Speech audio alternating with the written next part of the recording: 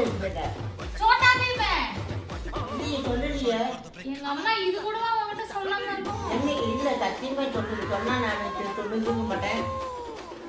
ஆனா முந்தானேத்து செத்து போயிட்டாங்க சோட்டா பீம் கோலாப்பூர்ல.